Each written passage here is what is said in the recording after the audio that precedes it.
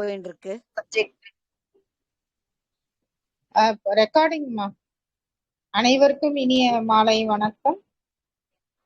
உன்னத அறிவு பகவத்கீதை அத்தியாயம் 4 என்ற தலைப்பில் ராஜாத்தி அம்மாவும் கண்ணகி அம்மாவும் வகுப்பெடுக்க இருக்காங்க.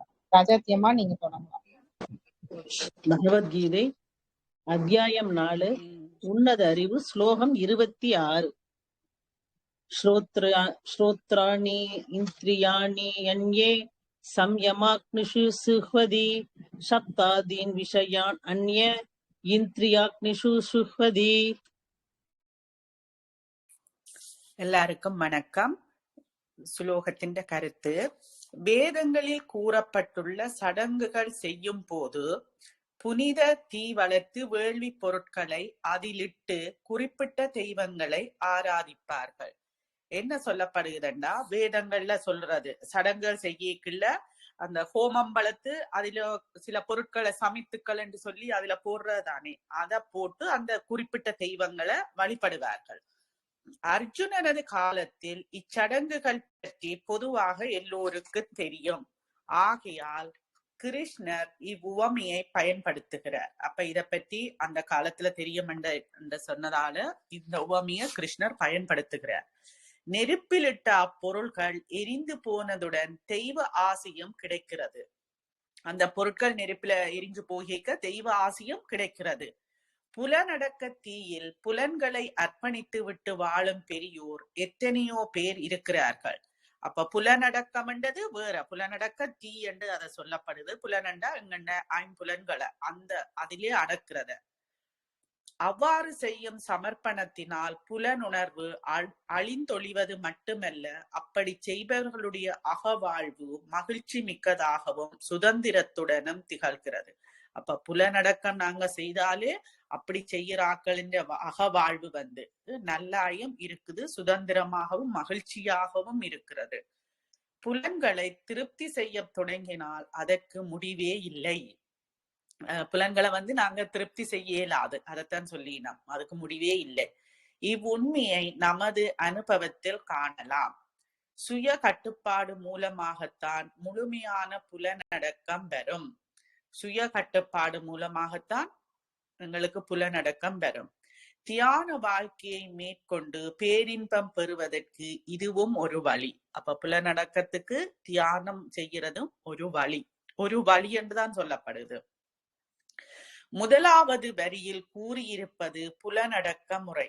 அப்ப இந்த சுலோகத்தின் முதலாவது வரியில கூறியிருக்கிறது புலனடக்க முறை. அடுத்த வரியில் மனதை கட்டுப்படுத்தும் முறை பற்றி கூறப்படுகிறது. 2வது வரியில, சுலோகத்துக்கு 2 வரி தானே.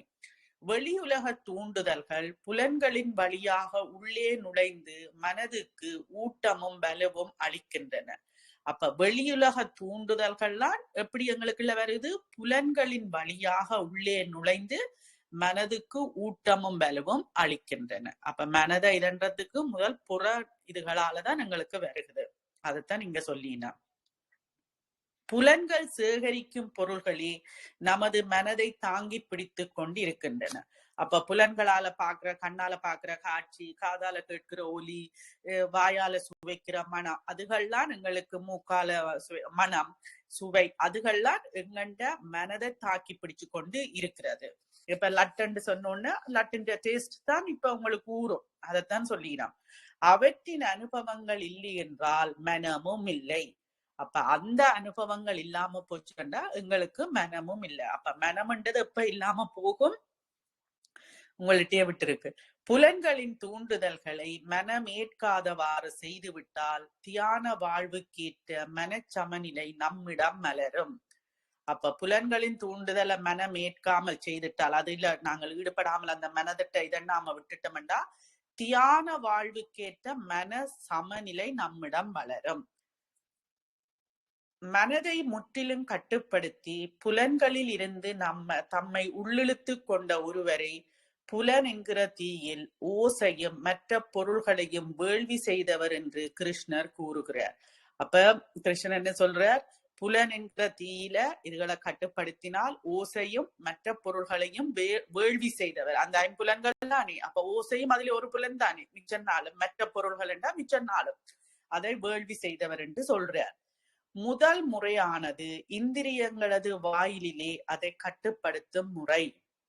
இரண்டாவது வித்தியாசமான முறை, வெளியுலகை மன ரீதியாக கட்டுப்படுத்துவது. எனவே சற்று சூக்ஷ்மமானது. முதலாவது முறை இந்திரியங்களின் வாயிலாக கட்டுப்படுத்துறது. மற்றது வித்தியாசமான முறை என்று சொல்லி வெளியுலக மன ரீதியாக கட்டுப்படுத்துவது. வெளியுலக 4 முறைகளை இதுவரை விளக்கிய பிறகு மேலும் ஒரு முறையை அடுத்த பாடலில் விளக்குகிறார் கிருஷ்ணர். நாங்கள் முதலும் பார்த்து நாங்க கடந்த வகுப்பில் எத்தனை நம்பர்ஸ் என்று சொல்லி இருந்தவ, 12 11 சொல்லி இருந்தவ. அதுல 4 பாடல்களை விளக்கிட்டார். அடுத்தத இன்னொரு பாடல்ல விளக்குகிறார். 27வது ஸ்லோகம். ஸ்லோகம் 27. சர்வாணி இந்திரிய கர்மாணி பிராண கர்மாணி சாபரே ஆத்ம சம்யம யோகக்னௌ சுஹ்வதி ஞான தீபிதே. இங்கு என்ன சொல்லப்படுதுண்டா, புலன் உறுப்புகள் செயல் உறுப்புகள் ஆகியவற்றின் அலுவல்களை எல்லாம் இறை உணர்வில் இருந்து எழுந்த ஞான தீயில் சிலர் வேள்வி செய்கிறார்கள்.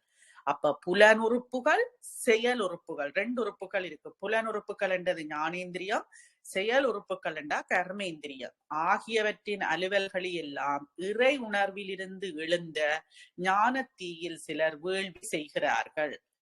பரம்பொருளை உணர்ந்த பெருநிலையில் அகந்தியை அடக்குவதை அகந்தை கட்டுப்பாடு யோகம் என்று கிருஷ்ணர் கூறுகிறார். அப்ப இங்க பரம்பொருளை உணர்ந்த நிலையில அகந்தியை அடக்குவத அகந்தை கட்டுப்பாடு யோகம் என்று சொல்றார். இப்ப நாங்க பதஞ்சலி யோகம், திருமந்திரத்துல திருமூலர் எல்லாம் அட்டாங்க யோகம் என்று இருக்குது. அதுல யம நியமத்தில இருந்து சமாதி வர. அப்ப இங்கேயும் யோகம் அகந்தை கட்டுப்பாடு யோகம் என்று கிருஷ்ணர் சொல்றார்.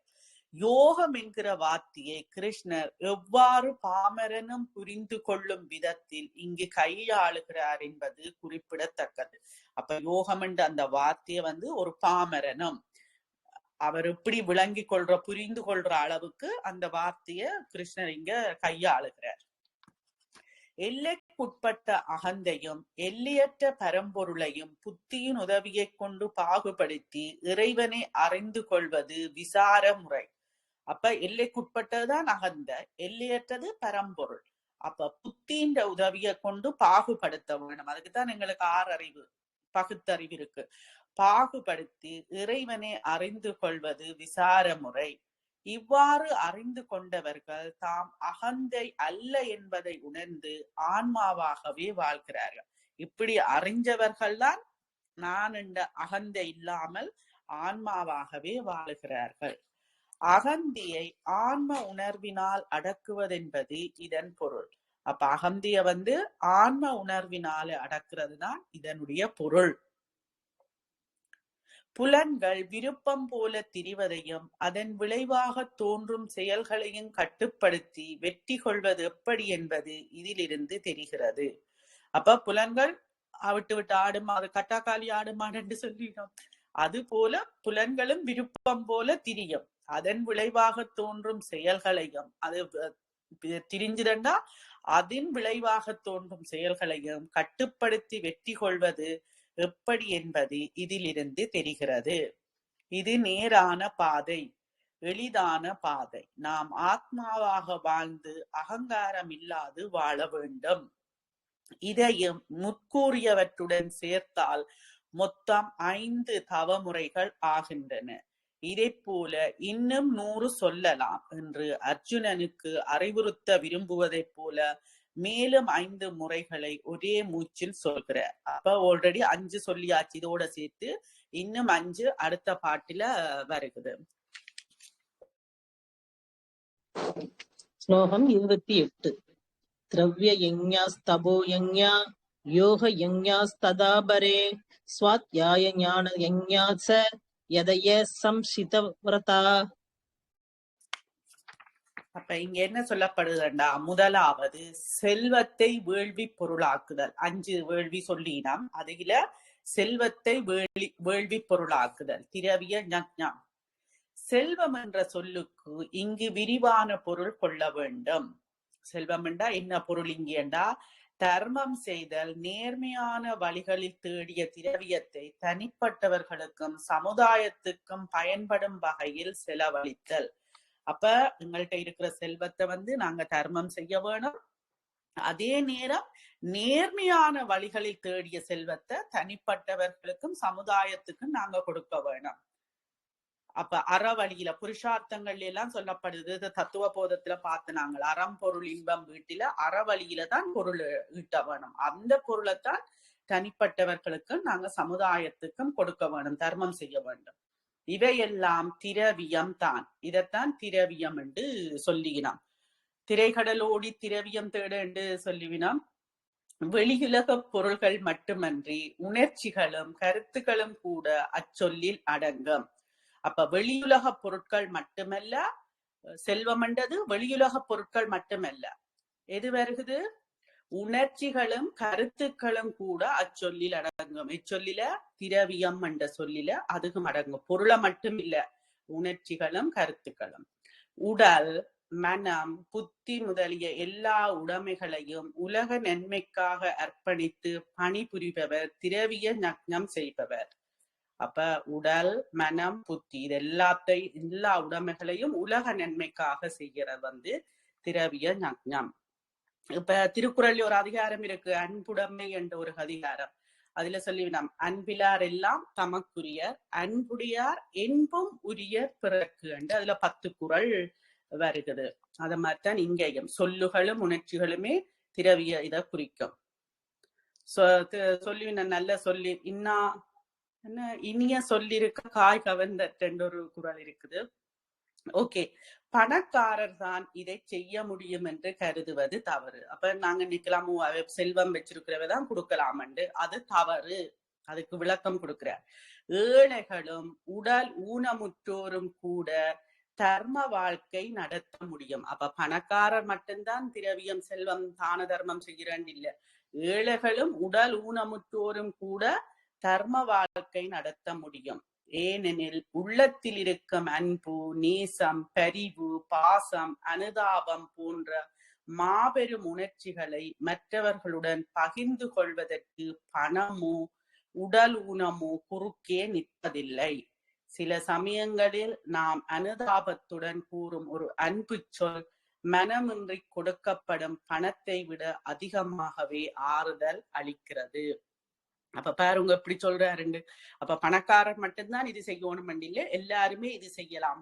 எப்படி? பாசம், அனுதாபம், அன்பு, பாசம், அதுக்குத்தான் அன்புடைமையில அந்த 10 குறளும் இருக்குது. அப்ப இதுல நாயன்மார்களுமே எவ்வளவோ கஷ்டத்தின் மத்தியிலையும் அந்த இளையான்குடி மாறநாயனார் நினைக்கிறான், அந்த விதைச்ச நெல்லி எல்லாம் போய் எடுத்து கொடுத்து, அப்படி எல்லாருமே இந்த தர்மத்தை செய்யலாம். விருப்பம் இல்லாம பணம் கொடுக்கறத விட அன்பாக ஒரு ஆறுதல் வார்த்தை சொல்றதே நல்லதென்று சொல்லப்படுகிறது. இனிய சொற்கள் திருக்குறளை படிச்சாலே அதுல நிறைய இருக்கு. அடுத்தது 2வது வேள்வி தவ வேள்வி.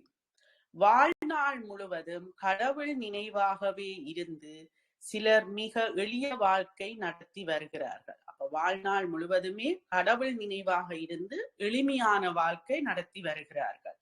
வாழ்க்கையில் எளிமையை கடைபிடிக்க வேண்டும் என்று உலகத்தில் உள்ள எல்லா மதங்களும் கூறுகின்றன. அப்ப எல்லா மதங்களுமே சொல்லுது எளிமையான வாழ்க்கை நடத்த சொல்லி. ஆனா நாங்கள் தான் ஆடம்பரமாக இருக்கிறோம்.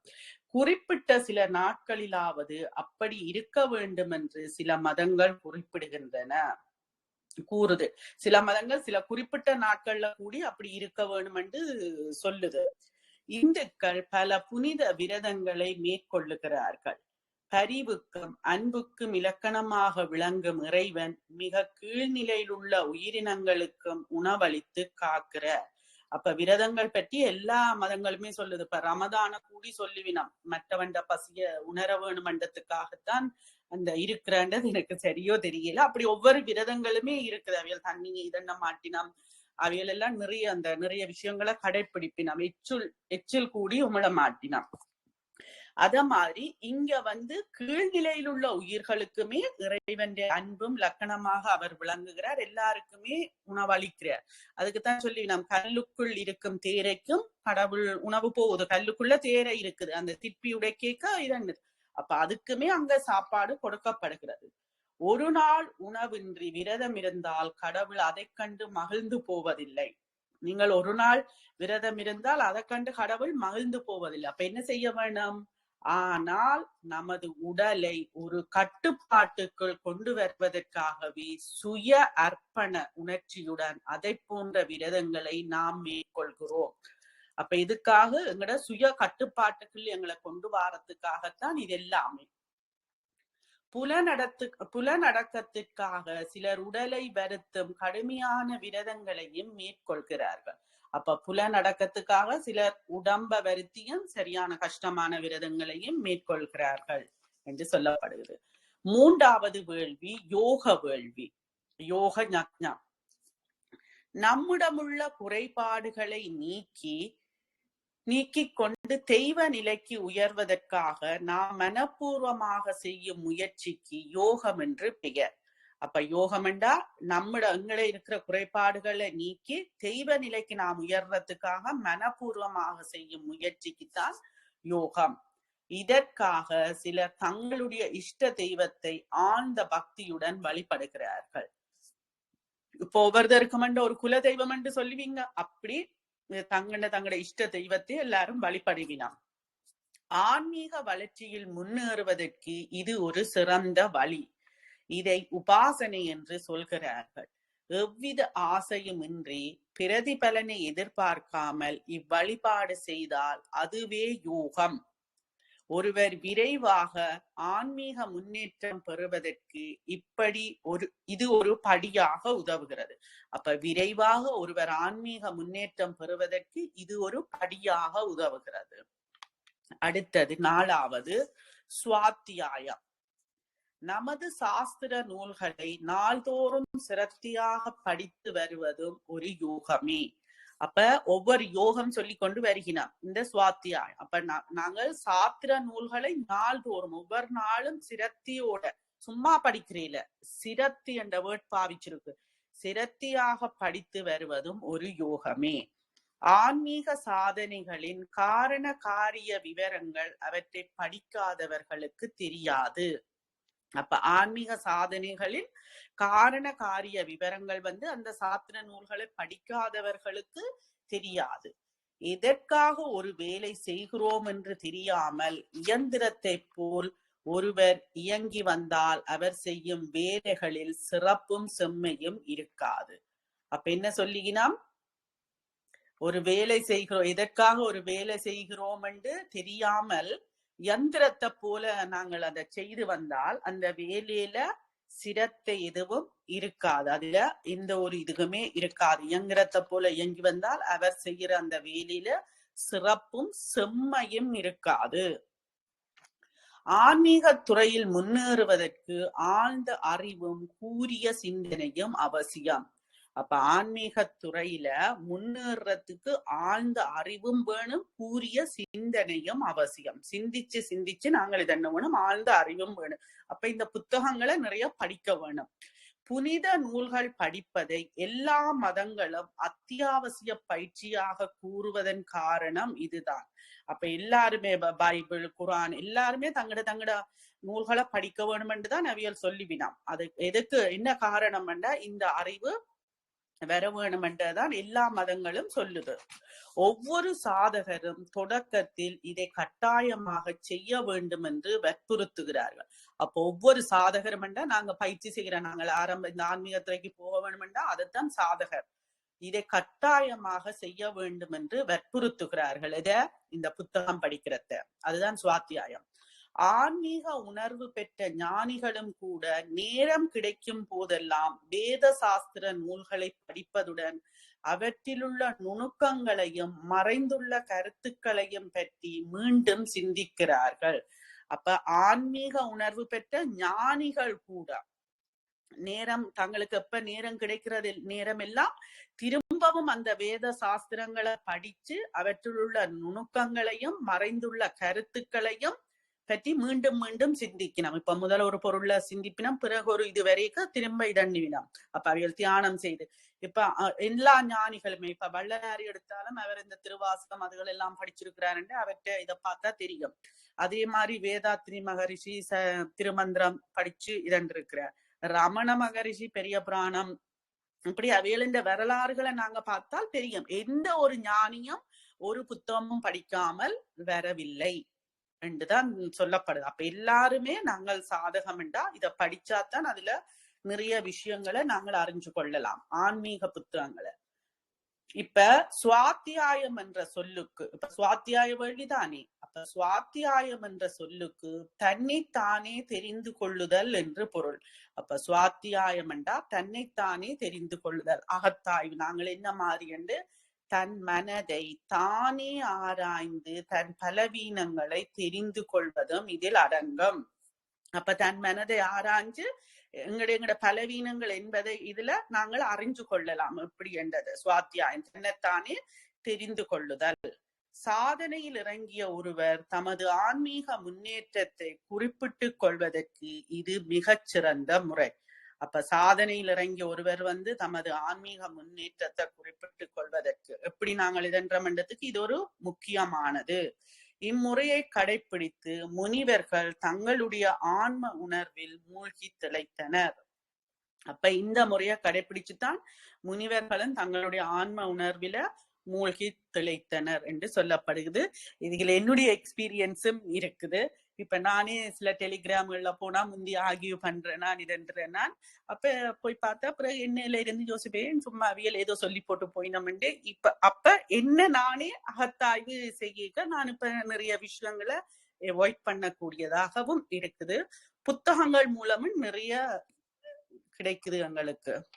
அடுத்தது 5வது ஞான வேள்வி. இச்சொல் கீதையில் அடிக்கடி பயன்படுத்தப்படுகிறது. பகவான் கூறும் அழகான உபதேசங்களுக்கு மேலும் அழகு செய்யும் நோக்கத்துடன் வியாசரே புனைந்த சொல் இது.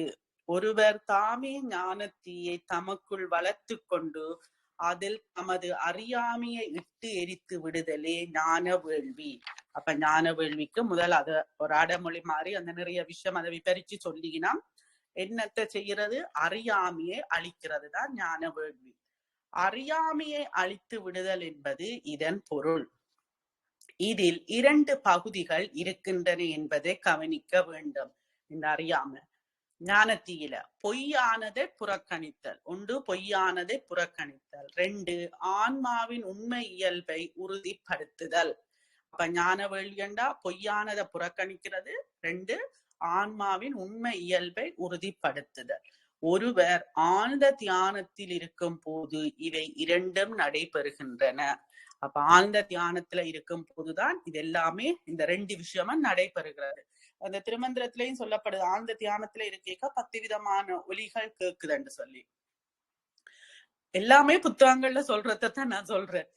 செல்வத்தை தியாகம் செய்தல், எளிமையுடன் வாழ்ந்து புலனடக்க தவம் மேற்கொள்ளுதல், ஆசைகளோ பற்றுதல்களோ இல்லாமல் இஷ்ட தேவதையை உபாசனை செய்தல், புனித நூல்களை தினம்தோறும் படித்தல், ஞானத்தீயில் அறியாமை எரித்து விடுதல் ஆகிய 5 ஆன்ம முன்னேற்ற வழிகளும். அப்ப இந்த 5 இந்த சொன்னமே இந்த 5 ஆன்ம முன்னேற்ற வழிகளும் அவற்றை திட சித்தத்துடன் பின்பற்றுபவர்களுக்கே பயன் அளிக்கும். அப்ப இது எல்லாத்தையும் திட சித்தத்தோட பின்பற்றுபவர்களுக்குத்தான் பயன் அளிக்கும். தளராத ஊக்கத்துடன் அவர்கள் தங்களது லட்சியத்தில் ஈடுபட வேண்டும். மனம் தளரக்கூடாது, இன்றைக்கு விட்டுட்டு நாளைக்கு கூட அப்படியும் இருக்கக்கூடாது. தளராத ஊக்கத்துடன் அவர்கள் தங்களது லட்சியத்தில் ஈடுபட வேண்டும். அவற்றை தெரிந்து கொண்டால் மட்டும் போதாது. இடையறாத இந்த மாபெரும் சாதனையில் ஈடுபட்டிருப்பவர்களே ஆன்மீக முன்னேற்ற முயற்சியில் வெற்றி பெறுகிறார்கள். அப்போ 1 நாள் 2 நாள் 1 வருஷம் செய்துட்டு இருக்கக்கூடாது. தொடர்ந்து நாங்கள் எப்படி சாப்பிடுறோம், ஷவர் எடுக்கிறோமோ அதே போல இந்த சாதனையும் செய்ய வேணும். அப்பதான் ஆன்மீக முன்னேற்றத்துல முயற்சியில் வெற்றி பெறுகிறார்கள் என்று அவையே சொல்லினாம். இதுவரை கூறப்பட்டவைகளுடன் பிரணாயாமமும் ஒரு வழி என்று கிருஷ்ண பகவான் கீழே குறிப்பிடுகிறார். அப்ப அடுத்த சுலோகத்துல பிரணாயாம முறை பற்றி சொல்றார். அதை நாங்கள் அடுத்த வகுப்புல பார்க்கலாம். இந்த முறைகளை இவ்வளவு நேரமும் பொறுமையாக இருந்து கேட்ட எல்லோருக்கும் நன்றி. நன்றிம்மா.